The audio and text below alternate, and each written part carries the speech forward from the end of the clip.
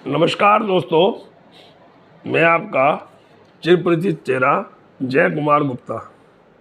बहुत दिनों से सोच रहा था कि मेरी अपने चिरपरिचित लोगों से बातचीत नहीं हुई, किसी कारणवश व्यवस्था के कारण मैं नहीं कर सका। आज मैंने सोचा है कि आज कुछ किया जाए। आजकल आप लोग देख रहे होंगे कि इलेक्शन का माहौल है और इलेक्शन शुरू ही होने वाले हैं। 19 तारीख से पहला फेज शुरू हो जाएगा और मोटा मोटी 1.5 महीने में, पौने 2 महीने में आपको एक नई सरकार, नया प्रधानमंत्री, नया इन द सेंस चाहिए ही आए, ये भी एक नए रूप में आएंगे या कोई और आएगा, जो भी आएगा नए चेहरे आएंगे, नया सब कुछ आएगा। इस सब प्रोसेस के बीच में एक चीज़ ऐसी चल रही है, हालांकि ये चीज़ भारतवर्ष में बहुत सालों से है और अपने हरियाणा में तो आया राम गया राम बहुत मशहूर हुआ था और शुरुआत ही यहाँ से हुई थी। उसमें गया राम एक एमएलए का नाम ही था बाई चांस, तो वो आया राम हो रहा था, गया राम हो गया, आया राम हो गया, तो वहाँ से ये फ्रेज चला था और पूरे भारतवर्ष के बाहर भी मशहूर हुआ था गया राम। मगर वो पहले बहुत चंद लोगों का होता था, बहुत चंद लोगों का, और उनकी भी कोई ऐसी कंसिडरेशन नहीं होती थी या बाजार में कभी नहीं आता था कि इन्होंने कुछ लिया दिया है, कुछ किया है। वो सामाजिक दबाव में किसी राजनेता का वो शिष्य रहा है, मतलब किसी न किसी उस कारण होता था। आजकल जैसे आता है भाई ये तो इसको मिनिस्ट्री का लोभ दिया है, इसको ईडी का किया है, सीबीआई का किया है, या कुछ अच्छी अमाउंट दी है, ऐसी कोई बात सुनने में नहीं आती थी। मगर आजकल तो ये आम बात हो रखी है। अब ये 1 मिनट पारा बदल जाते हैं। आज ए पार्टी बहुत अच्छी है, वहाँ से उसको बी अच्छी लगने लगी, बी में चले गए, वहाँ मलाई मुलई खाई, फिर देखा भाई अभी यहाँ तो मलाई खाने का चांस आगे मिलेगा नहीं मिलेगा, ए में फिर मलाई का चांस बन रहा है, फिर वो ए में आ जाते हैं। दोनों में बात नहीं बनी तो एक अपनी पार्टी बना के बैठ जाते हैं।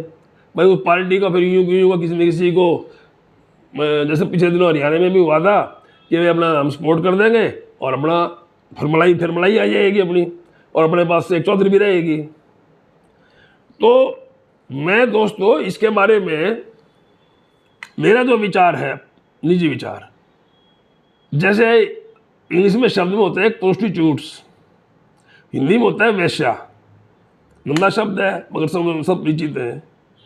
उसका मतलब क्या होता है कि वो उसका कोई एक उदय नहीं होता, कहीं ना कहीं जैसे हरियाणा में कहते हैं नया खसम रोज बदल लेती है, उसी प्रकार से ये मैं इनको राजनीतिक वेश्याएं कंसिडर करता हूँ। ये मेरा ओपिनियन है कि ये राजनीतिक वेश्याएं हैं। इनको एक जगह रास नहीं आ रहा तो दूसरा देखो, दूसरे में शायद ज़्यादा अच्छा मिलेगा, वहाँ पहुँच जाते हैं। वहाँ फिर ये क्या सोचते हैं, पब्लिक तो बेवकूफ़ है, पब्लिक तो हमारी बंधुआ मजदूर है। वैसे इनकी सोच ठीक भी है, ये इनकी सोच गलत नहीं है। ये इसीलिए इनको दूसरे राजनीतिक लोग ले भी लेते हैं, बोला यार इतनी वोट तो लेके आएगा ही।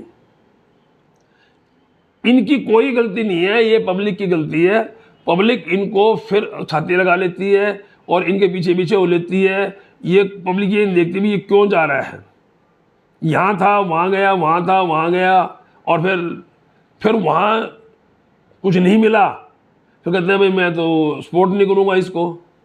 पिछले दिनों एक बहुत बड़े राजनीतिक का आदमी था, अपनी पार्टी बनाई, दूसरी पार्टी सपोर्ट की, फिर ओरिजिनल पार्टी में चला गया, फिर वहाँ कुछ नहीं मिला, फिर इधर आ गया, फिर यहाँ रात दिन मेहनत करी मुझे कुछ मिलेगा, अब यहाँ कुछ नहीं मिल रहा, तो फिर वो आग दिखाता फिर रहा है या बात नहीं बन रही है।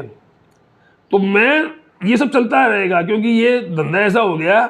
मैं ये कहूँगा कि ये अपने फायदे के लिए पब्लिक को बेच रहे हैं, हमें बेच रहे हैं, और दूसरी पार्टी सोचते हैं कि इतने लोग साथ आएंगे, और लोग जाते भी हैं। कोई जाति कंसिडरेशन में जाता है, कोई एरिया कंसिडरेशन में जाता है, कोई किसी चीज़ में जाता है। तो ये रोकना पब्लिक के ही हाथ में है। यदि पब्लिक इनको आईना दिखा देगी कि तुम्हारे पल्ले नहीं कुछ, और एक नेता का पल्ले होती है जनता, जनता नहीं है तो नेता नहीं है, नेता होता है जनता का।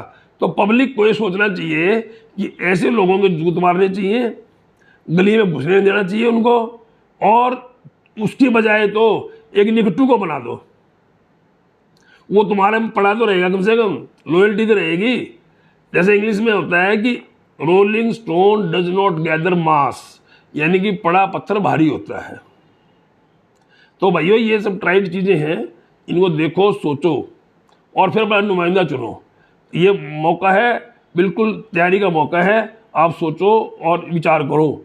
जय हिंद, जय भारत, जय हरियाणा।